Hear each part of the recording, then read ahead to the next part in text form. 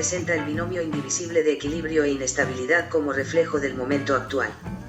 Un nuevo orden como metáfora de la nueva era que está comenzando, donde todo está aparentemente funcionando, pero todos los individuos que formamos parte de ella somos conscientes de su precariedad, de su fragilidad, de su inestabilidad y del fallo constante, o sea que todo está cogido con cañicas y palicos. Nuevo orden es una investigación sobre el proceso de creación desde las raíces de lo primigenio de la propia materia, el barro.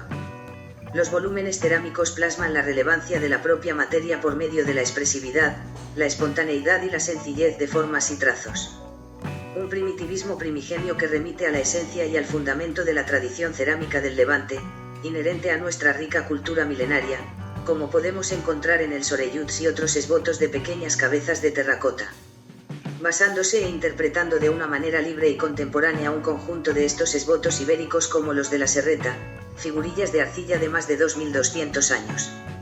Para experimentar y analizar el proceso de creación, generando un paralelismo y comparación con el proceso de creación de estas terracotas.